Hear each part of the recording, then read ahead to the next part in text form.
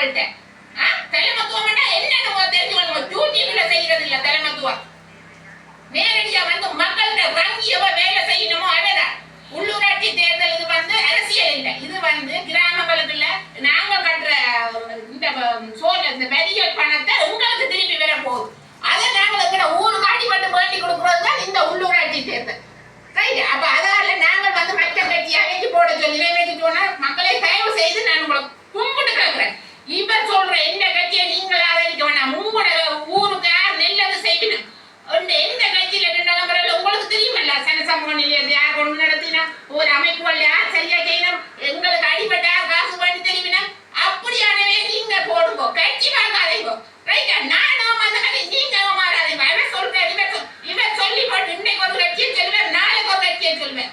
நாங்கள் முட்டாளா இருக்கிறோம். உங்களை முட்டாளாய் கொண்டு இவன் வெளிநாட்டுல காசு இல்லையே பணம் பண்றேன். ஆனா உங்களுக்கு வாய்ஸ் மெசேஜ் அனுப்பி அவசரம் காசு போடுங்க.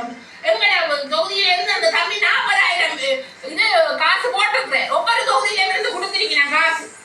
அப்ப நீங்க எங்களை மாத்தி வெளிநாட்டுல இருக்கிற புலமைன்ற வெளிநாட்டுல இருக்கிறவையும் ஏமாறுறீங்க. அதை உங்க வெளிநாட்டுல இருக்கிற புரிஞ்சுக்கணும். இப்ப இருக்கின்ற ஒரு தனி இது உருவாக்கி கலைக்கிறீங்களா டெய்லி? இதெல்லாம் வெட்டி வேலை. நீங்கெல்லாம் இவரை வளர்த்துக்கிட்டு இருக்கீங்க. பாட்டு உருவாக்குறீங்க, தாண்டிய எல்லாம் செய்து இவரை வளர்த்து விட்டு அடிமட்டத்தில் இருக்க அப்பாவி மக்களை நம்ப வைக்கிறீங்க. சரியா? மக்கள் உண்மையா அரசாங்க உத்தியோகத்தர் எல்லாருமே விவரமா இருக்கணும். இவரை பற்றி பெரிய பெரிய இடத்துல இருக்கிற விவரமா இல்லை. நாங்கள் அடிமட்டத்தில் இருக்கிற மக்கள் எல்லாம் இவரை நம்பியோமா இருக்கோம். இன்னும் மாற போறோம். இது நடக்க கூடாதுக்காக தான் நான் வந்து எனக்கு என்ன ஆனாலும் பரவாயில்லை. ரைட்டா? நீங்க என்னத்துக்கு பயப்படினா இவர் பேசுவார், கொமெண்ட்ல பண்ணுவார், தேவையில்லாத கதைகள் கேட்பார். எந்த விமர்சனத்தை தாங்கிறதுக்கு வெளியே தான் நான் வந்திருக்கிறேன். இவரை பற்றி வெளியே சொல்லுவோம். கடைசி வரை நம்பாதீங்க மக்களே. நான் குலதீபன் மணீஸ்வரி, நவாலி வடக்கு என்ற சொந்த இடம்.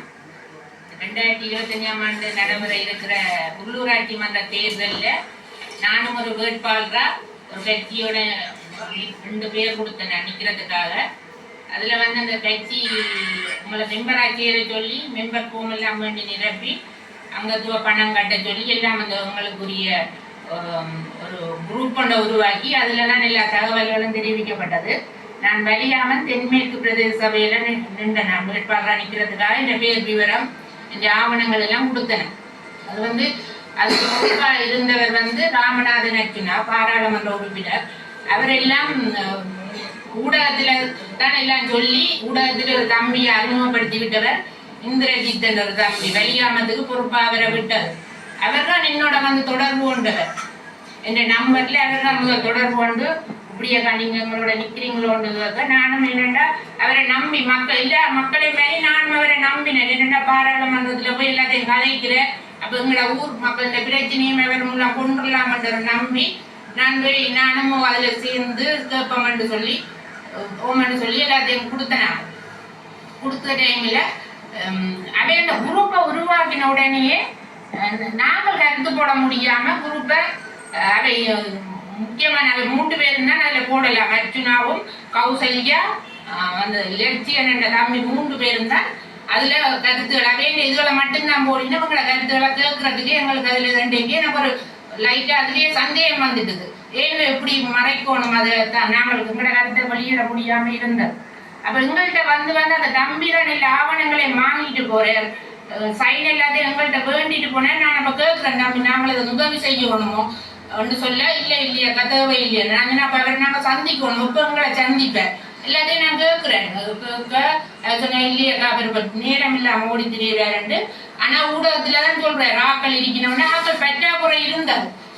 ஆக்கள் பற்றாக்குறை நான் ஓடி திரிகிறேன் 100 கீழே ஓடி இந்த பக்கத்தில் நான் வடக்கு கிழக்குக்கெல்லாம் போய் கேட்குறேன்.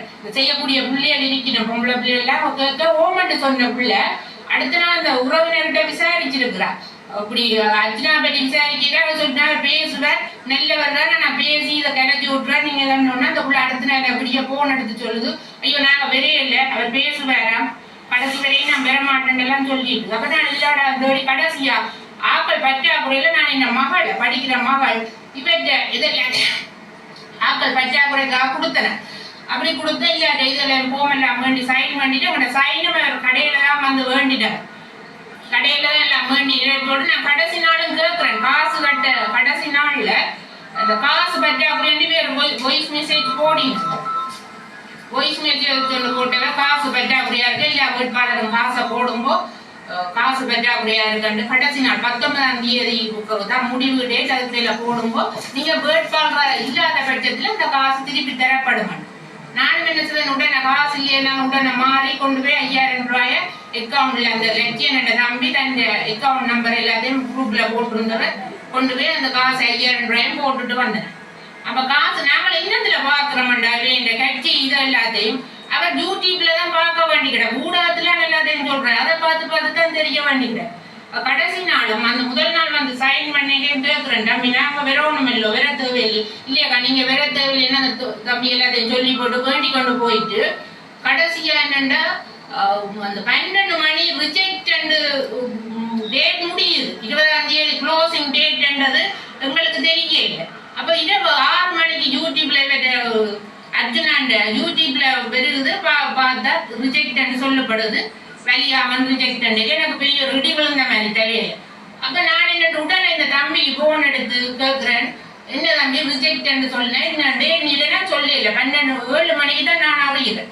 அப்ப எடுத்து கேட்டா ஓமாக்கா ஃபைல் ஒன்றும் அங்கே கொடுப்படையில நாங்கள் யூஎஸ் போர்ட்டல்ல ஒரு கௌசல்யா இரவு 7:30க்கு தங்களுக்கு வந்து நிற்க சொல்லி தங்களுக்கு மெசேஜ் அனுப்பினவா காலமே வந்து நில்லும் போது நாங்கள் 3 பேர் வலியாம மேற்கு வடக்கு தென்மேற்கு 3 இதுல பொறுப்பா நின்றார் அவைய 3 பேரும் தாங்கள் யூஎஸ் போர்ட்டல்ல காலை மேலே இருந்து வெயிட் பண்ணினது இவை 11:45 வரையும் வரே இல்லையா கூப்பிட வரே இல்லையன்றதும் தாங்கள் வந்து கடைசியா ஒன்றும் செய்யலாம அந்த ஃபோர்முல தாங்களெல்லாம் நிரப்பி ரெடியா பண்ணி வச்சிருந்ததா 11:45 அடிக்கிற டாக்டருக்கு அடிக்க சொல்றேன் அவருக்கு ரொம்ப செய்றீங்க வாங்க கொண்டு 11 அப்ப நாங்க 11:45 போய் நீங்க என்ன செய்ய முடியும் அங்க கொண்டு போனா அங்க ஃபைல் உள்ளுக்கு போகவே இல்லை 12 மணி கிட்டே ஆச்சு யூஎஸ் போர்ட்டல்ல இருந்து இப்ப கச்சேரிக்குள்ள போகவே 12 மணி ஆயிடும். அப்ப 12 மணி கொண்டு எப்படி கொடுக்குறதுன்னு நான் வேற பேசி போட்டு 3 பேருக்கு எல்லாருக்கும் வாய்ஸ் மெசேஜ் போட்டு விட்டேன் இப்படித்தானே எங்களுக்கு பதில் சொல்லுங்க இதை நான் சும்மா விட போறது இல்லையாண்டு நான் டென்ஷன் ஆகி கட்டி போட்டு அவர் பிரகாஷ் என்றவர் வடமராட்சிக்கு இதா இருக்கிறார் கருத்துறை இதுல வேட்பாளராக இருக்கிறவர் அவர் தான் என்ன முக்கியமா இதுல கொண்டு வந்ததை நீங்க நில்லுங்க நான் நாட்கள் பற்றி அப்புறம் சொல்றேன் நான் நம்ம நிக்க இல்லை எனக்கு வேணாம் எனக்கு வேற ஒரு இதுல எனக்கு வெறும் வாய்ப்பு இது மக்கள் என்ன இந்த முகத்துக்கு போற ஓட்டு நான் இந்த ஊர் மக்களுக்கு செய்யணும்ன்றதுக்காக தான் இதுக்கு நிற்க இல்ல நில்லுங்க ஆக்கள் இருக்கணும் நீங்க இதாண்டா நிக்கணும் நம்ம பார்த்தா ஒரு தரம் இல்லை அவருக்கு ஒரு தரம் அதுக்கு பிறகு போன் அடிக்கணும்ல நாங்கள் எடுக்க. அப்ப நான் என்ன செய்தேன்டா அடுத்த நாள் பேசி போட்டு வச்சுட்டேன். அடுத்த நாள் தேர்தல் ஆணையாளர்கிட்ட போனேன் வெள்ளிக்கிழமை போய் அவ்வளவு அங்க போதான் முழு உண்மையும் எனக்கு தெரிய வந்தது. இப்ப ஃபைல் கொடுக்கவே இல்லை அங்க உள்ளுக்கு போகாம இல்ல ரிஜெக்டும் இல்லை ஃபைல் உள்ளுக்கு போனா தான் ரிஜெக்ட் சொல்லுவீங்க கேட்டேன் நம்ம கடிதம் எதாவது கொடுத்தீங்களோ சார் இல்லை ஏனண்டா அர்ஜுனாவை கூப்பிட்டு தேர்தல் ஆணையாளர் ஒரு 2-3 நாளைக்கு முந்தைய காசு கட்ட போன இடத்த அப்பெல்லாம் விளங்கப்படுத்தி இருக்கிற தேர்தல் ஆணையாளர் இப்ப நீங்க உங்களோட தனி பேர்ல காசு கட்ட முடியாது சுயேட்சை குழுவில தான் இதோணும் அப்ப தனித்தனி இது பாராளுமன்ற தேர்தல் மாதிரி இல்ல உள்ளூராட்சி தேர்தல் சட்ட திட்டங்கள் வேறு அப்ப அதால நீங்க கட்ட முடியாது காசு அப்ப 2 பேரையும் நிறுத்தி வச்சு வடிவா கௌசல்யாவையும் ராமநாதன் அர்ஜுனாவையும் வச்சு விளங்கப்படுத்தி இருக்கிறேன். அப்ப ராமநாதன் அர்ஜுனாட்ட நான் ஒரே ஒரு கேள்வி கேட்கிறேன் நீங்க இவ்வளவு விவரமான நீங்கள் பாராளுமன்றத்தில் உங்க பட்ஜெட்டுக்கு எல்லாம் புத்தகம் படிச்சு விளங்கப்படுத்துறீங்க ஒவ்வொரு டிசிசி மீட்டிங்கா போய் ஒவ்வொரு அதிகாரியும் கேள்வி கேட்குறீங்க உங்களுக்கு தெரியாத இந்த ஒரு சின்ன விஷயம் போம் நிரப்புறது அப்படி ஆக்கள் காசு கட்டிடுறது அப்படி உங்களுக்கு படிவா செய்ய முடியும் 4 நாளைக்கு முந்தைய உங்களுக்கு இந்த விவரம் எல்லாம் தெரிஞ்சிருக்கு.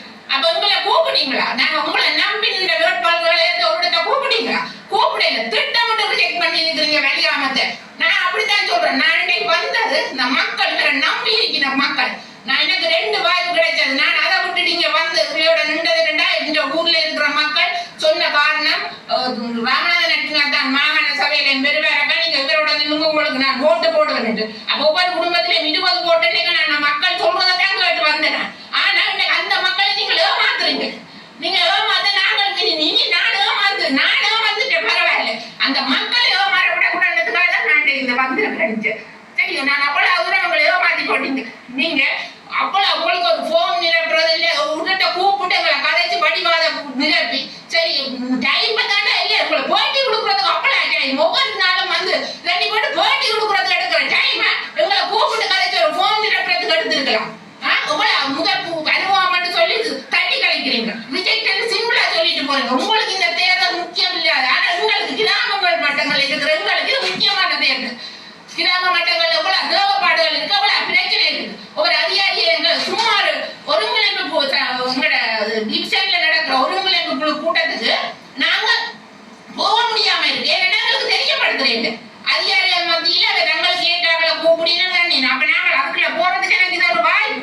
நான் உள்ளூராட்சி தேர்தலில் போனா எனக்கு வந்து ஒரு வாய்ப்பு தெரிய வரும். அப்படியான ஒரு சந்தர்ப்பத்தை எதிர்பார்த்து தான் நான் கட்டேன். நான் இதுக்கு போவேன்னு எனக்கு ஒரு இது இருந்தேன். கடைசியில ஏமாத்தி போட்டு இப்ப சிம்பிளா கையை வச்சுட்டு சொல்றீங்க புல விட்டுட்டேன்னு என்ன மன்னிச்சு கொள்ளுங்க. நீங்க ஊடகத்துலதான் அரசியல் செய்யறீங்க. உங்களை நம்பி நாங்கள் எப்படி வர முடியும்? நான் அதெல்லாம் ஊடகத்திலேயே வந்து உங்களை கேள்வி கேட்கிறேன். அதுக்கு பிறகு நான் சரி டாக்குமெண்ட்ஸ் தாங்கன்னா அதுக்கு பிறகு சட்டம் கிடைக்கிறீங்க. டாக்குமெண்ட்ஸ் உங்களோட கட்சியில நான் நிக்க விரும்பல உறுப்பினரா நீங்க அண்டைக்கு உடனே உப்புல விமர்சனங்களை தாங்கின கௌசல்யா என்ன அண்டைக்கு இந்த நோமினேஷன் ஃபைல் எல்லாம் டேட் முடிஞ்ச பின்னேரம் சொல்லப்படுது அரசியல் இருந்து நான் விலத்துறேன். உங்க பேக்காட்டுறீங்களா? இப்ப நாங்க எப்படி உறுப்பினர் ஃபார்ம்ல சைன் பண்ணி இருக்கிறோம். கௌசல்யாவை செயலாளர் ஆயிட்டு அர்ச்சனாவை தலைவர் ஆயிட்டு தான் நான் சைன் பண்ணி இருக்கிறேன். அப்ப என்னன்னு நாங்கள் உங்களை ஏற்றுக்க முடியும்? எங்க செயலாளர் எங்க கட்சி எங்க வந்து நாங்க கடிதம் தாக்குது உங்களை கொட்ட கொட்டா அப்படி இருந்து கடைசியான சாவச்சேரிக்கு வந்து நான் உங்களை சந்திச்சேன். அப்பதான் எங்க போன் நம்பரை பண்றீங்க, போன்ல கலைக்கிறேன். ஏன் என்னோட நேரம் அதுக்கு உங்களுக்கு 5 நிமிஷம் டைம் இல்லை. உங்களை நாங்க தேடி பிடிக்கிறோம். உங்களோட கடிதம் எங்க நான் புதன்றது நான் நிக்க மாட்டேன். நான் இந்த உறுப்பினரை உங்களோட இதுல நிக்க மாட்டேன். நீங்க எந்த கோட்ஸு போனாலும் எனக்கும் வந்து உங்களோட என்ன தெரியும். ரைட்டா? நான் கேஸ் போட்டுட்டு தான் வந்துட்டேன். உங்கள்ட்ட கேஸ் போட்டு என் காசு 5000 நான் வேண்டிட்டேன். இப்படி எல்லாரும் ஆதங்கத்தோட தான் இருக்கிறேன். வேற திட்டிக் கொண்டு உங்களோட வெளியாமத்தில் அவ்வளவு பேர் முகமாற்றப்பட்டிருக்கோம். ஆனா வெளியினம் இல்லை. ஏனென்றா அவைய எல்லாம் கஷ்டப்பட்ட மக்கள், அன்றாட உழைச்சி சாப்பிடுற மக்கள், ஊருக்கு இருக்கிறவை நம்பாம நாங்கள் இவரை நம்பினது நாங்க செய்த பிள்ளை. சரி, உங்களோட இருக்கிற மக்கள், எங்களோட இருக்கிற வேட்பாளர், எங்களோட இருக்கிற கட்சிகளை நாங்க நம்பாம உங்களை நம்பி ஏமாந்துட்டோம். ஆனா இது எனக்கு ஒரு படிப்பின எங்களோட மக்களுக்கும் இது ஒரு விழிப்புணர்வு வெறும் மட்டத்துக்காக தான் நான் வந்திருக்கிறேன். எல்லா மக்களும் இனி ஒரு தாண்டி போட்டு இந்த என்ன செய்யணும்டா, நீங்க இவர் சொல்றது ஓட்டு போடாதீங்க, இவரை நம்பி ஓட்டு போடாதீங்க. 2 தேர்தல் இவர் ஒரு தலைமத்துவம்டா எப்படி இருக்கணும்? பாராளுமன்றத்துல நீ 10 பேர் என்ன 10 பேரை தலைத்துவத்தை நடத்த முடியாத நீ வந்து எப்படி ஒரு கட்சியை நடத்துவாய்? உள்ளூராட்சி தேர்தல்ல உனக்கு ஒரு தலைமத்துவத்துக்கு கீழே கட்டுப்பட்டு நாங்க சின்ன தம்பி என்றாலும் அவற்றை சொல்லு கேட்டு நான் இருந்தேனா? தலைமத்துவத்துக்கு கட்டுப்பட்டு தான் நாங்க இருந்தேனாங்க. ஆனா நீங்க அந்த தலைமத்துவத்துக்கு சரியா செய்யறீங்களா? உங்களை நம்பி எப்படி நாட்டை ஒப்படைக்க முடியும் உங்கள்கிட்ட? தலைமத்துவம் என்னன்னு தெரிஞ்சுக்கணும். யூடியூப்ல செய்யறது இல்ல தலைமத்துவம். நேரடியா வந்து மக்கள்கிட்ட வங்கியவ வேலை செய்யணுமோ அவதான். உள்ளூராட்சி தேர்தல் இது வந்து அரசியல் இல்லை. இது வந்து கிராமங்களுக்குள்ள நாங்க கட்டுற இந்த பெரிய பணத்தை உங்களுக்கு திருப்பி வர போகுது. அதை நாங்கள் எங்கட ஊருக்கு அடிபட்டு வேண்டி கொடுக்கறது தான் இந்த உள்ளூராட்சி தேர்தல். ரைட்? அப்ப அதனால நாங்கள் வந்து மற்ற கட்சி அவைக்கு போட சொல்லி இவைக்கு சொன்னா மக்களை தயவு செய்து நான் உங்களை கும்பிட்டு கேட்கிறேன். இப்ப சொல்ற இந்த கட்சியை நீங்கள் ஆதரிக்க வேண்டாம். உங்களோட ஊருக்கு நல்லது செய்யணும். எந்த கட்சியில இருந்தாலும் உங்களுக்கு தெரியுமல்ல, சனசமூக நிலையத்தை யார் கொண்டு நடத்தினோம், ஒரு அமைப்புகள் யார் சரியா செய்யணும், எங்களுக்கு அடிப்பட்டா காசு வேண்டி தெரியுமினா அப்படியானவே நீங்க போடுங்க. கட்சி வாங்காதீங்க. ரைட்டா? நானும் அந்த கட்சி நீங்க மாறாதீங்க. இவர் சொல்றாரு, இவர் சொல்லி போட்டு இன்னைக்கு ஒரு கட்சியை சொல்லுவேன், நாளைக்கு ஒரு கட்சியை சொல்லுவேன். நாங்கள் முட்டாளா இருக்கிறோம். எங்களை முட்டாளாய் கொண்டு இவர் வெளிநாட்டில்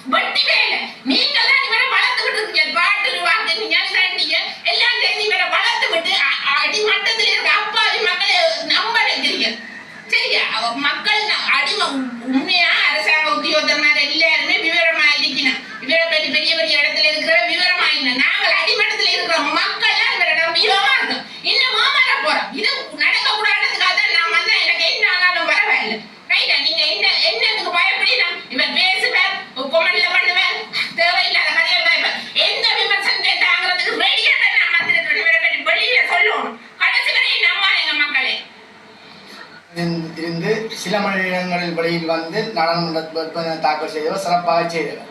ஆனால் உள்ளூராட்சி மன்ற தேர்தலுக்கு நீண்ட காலம் இருந்தது. அதே இவ்வாறான ஒரு மொழிமுறையில் தவறான வேட்புமனு தாக்கல் செய்யப்பட்டது.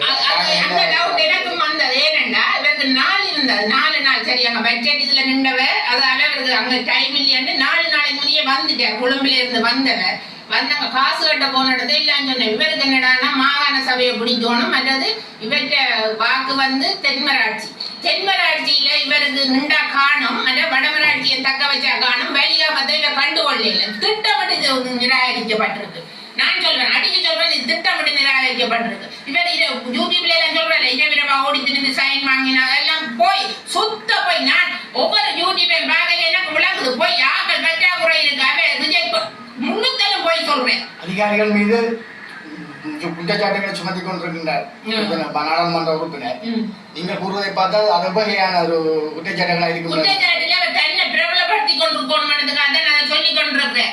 நீ சரி அவையில குற்றச்சாட்டுற இல்ல அதை நிரூபிக்கிறியா அதை செய்யறியா இல்ல ஒண்ணுமே அதை சரி செய்யற மாதிரி இல்ல. நெடுகளும் அந்த தாண்டு இதுல இருக்கணும்ன்றதுக்காக ஊடகத்துல மக்களை தண்டோணும்ன்றதுக்காக அதைய சொல்லி கொண்டிருக்கிறேன். அதுக்கு ஒரு டைம் கொடுக்கணும் அது சரியா செய்தவையான்னு பார்த்து போடுறியா. ஏன் இவ்வளவு விவரமான அர்ஜுனா இந்த பாராளுமன்ற தேர்தலில் ரிஜெக்ட் பண்ணதுக்கான லெட்டர் தந்திருப்பேன் அது எங்களுக்கு காட்டினவரா காட்டையில அவைய ரூல்ஸ் இந்த வாட்ஸ்அப் குரூப்ல இணைக்கலைன்றது அது உண்மை. 16ஆம் தேதி காசு கட்டினா அந்த தலைவர் மேற்ற பேர்ல கட்டப்பட்டிருக்கு. ராமநாதன் அர்ஜுனாண்ட பேர்ல காசு கட்டையிலாதுன்னு ஒவ்வொரு பிரிவிலையும் இருக்கிற பொறுப்பான தம்பியாக்கள் பேர்கள் எல்லாம் காசு கட்டப்பட்டிருக்கு. அதே எங்களுக்கு தெரியப்படுத்தல இப்படித்தான் கேட்க போறோம். அது வந்து அவைக்கு சில நேரம் சின்ன மாறலாம். மூசிக் கட்சி என்றது கொடுக்க போறது இல்லை எல்லாரும் மேல போட்டி இருந்தா 2 பேர் கேட்டா அது குழுக்கள் முறையில தான் போடும். நான் அவளாம் போய் விவரம் அறிஞ்சிருக்கு. அப்ப நீங்கள் எல்லாம் உடனுக்குடனே தெரியப்படுத்துற நீங்கள் பாராளுமன்றத்தில் நடக்கிறதுல யூடியூப்ல தெரியப்படுத்துனீங்களே எங்களுக்கு இதெல்லாம் தெரியப்படுத்த இல்லை. போம் நிரப்பினது காசு பண்றது மட்டும்தான் எங்களுக்கு மெசேஜ்ல போடப்பட்டிருக்கு குரூப்பை உருவாக்கி. என்ன நீதி கோருங்க ஒரு மோசடியானவர் இவரை இனிமேல் நம்ப கூடாது மக்கள் என்றதுதான் என்ற உண்மையான கருத்து. நாங்க மக்கள் எங்களுக்கு இருக்கிற பிரச்சனையை நாங்களே பேஸ் பண்ணணும். ஏனென்றால் மற்றவை நம்பிதான் நாங்கள் இன்றைக்கு இந்த நிலைக்கு வந்திருக்கிறோம். அதே ஒரு பெரிய தலைவர் உங்களுக்கு எல்லாருக்கும் தெரியும் அவரே சொல்லி இருக்கிறார் மற்றவை எல்லாம் பழிய சுமந்து இதான் அவை செய்வினம் கொண்டு போட்டு இருக்காதுங்க மக்களே. நாங்கள் எங்களோட பிரச்சனைக்கு நாங்கள் முகம் கொடுத்து நாங்கள் தண்டோணும்.